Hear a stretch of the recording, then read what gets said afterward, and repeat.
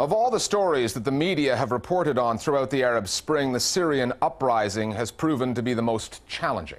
From the outset of the demonstrations there, the two primary sources of information have been an army of often nameless and faceless activists getting information out via the web, and the Assad government, which is determined to spin the story its way through outlets that the state controls and by denying journalists access.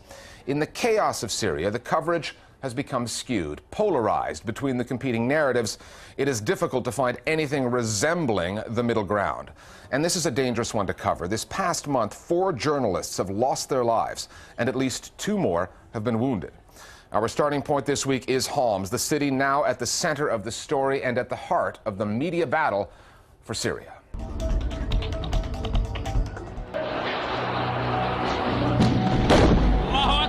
I've been a journalist for 9 years, and this is the worst reported conflict I've ever seen. The number of civilian deaths continues to grow. Today, 2 journalists were among the victims. It really is very hard to be fair and objective in this situation, especially if, as a journalist, you're not getting treated properly. Where we can't actually move out into the road. The international media has just been too quick to adopt this heroes and villains, black and white narrative.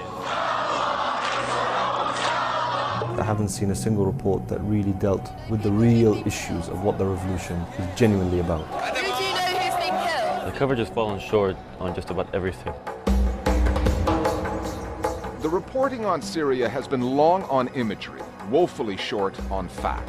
Whether news audiences around the world realize it or not, they are a long way from getting anything close to the real story. The deadliest day of pro-democracy protests in Syria. This conflict is one which demonstrates unequivocally why you want journalists in on conflict and you want them treated correctly, because under the current circumstances where the regime isn't tolerating the foreign journalists and the foreign journalists are sneaking in, essentially, you're not getting a full picture of what's going on. And from the regime's point of view, frankly, I think that's not to their advantage. It's kind of like Plato's cave allegory. People are reporting from outside based on rumors. They're calling activists who are inside. Now, I spoke yesterday to an activist in Homs. He was in the Baba Amal area. Obviously, these activists have an agenda. They're trying to overthrow the regime. And obviously, whether you're in the West or in Qatar, your media organization probably is going to sympathize with that agenda. The regime is not too worried about what I'm seeing. What they're worried about is what Syrians are seeing. And they're trying to convey that picture of normality that they think will bring them legitimacy and authority. I have my doubts that that's going to work. The Assad government still wields some useful weapons in this media war, the state-owned outlets it controls. Like Egypt and Libya before it, Syria's state-run channels have been ridiculed for masquerading as legitimate news outlets. But within the country, they continue to have an impact. The Syrian regime can't hide the crimes that are being committed by its forces. But what it can rely on is a centralized propaganda machine. They have access to a number of satellite television channels. They have access to hundreds of Syrian state television and also other television station employees who can work very quickly to promote certain stories. And this is something the opposition doesn't have. The regime, with its media, they're targeting a domestic population. They're not targeting the outside world. They're trying to convince their population that they have legitimacy and that there's this outside conspiracy with spies, with the Mossad, with the CIA, with Al-Qaeda. It's kind of a grand, fantastic narrative. State-run TV even put a conspiratorial spin on the story of journalists killed in Syria. There have been 3 recently. Rami Al-Sayed, a citizen journalist, and 2 foreigners, Marie Colvin of the UK's Sunday Times and Remy Oshlik, a French photographer. All 3 were killed in the shelling of Homs. لماذا تسلل هذان الصحفيان سرا ودخلا بشكل غير شرعي إلى سوريا؟ ربما تكون هناك خلفيات استخباراتية وارتباطات بمنظمات عسكرية أو إرهابية أو وكل شيء وارد وراء دخول هذين الصحفيين بهذا الشكل.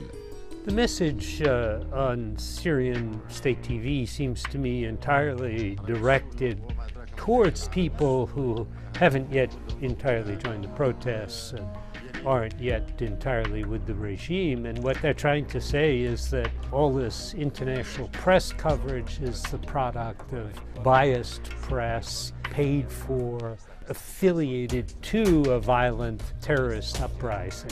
It's basically the latest verse of a song that they've been singing for the past 40 years, which is everybody's against us, there's a big foreign conspiracy, and we are the Syrian nation. The thing that I found quite humorous actually about the clip was the music playing in the background.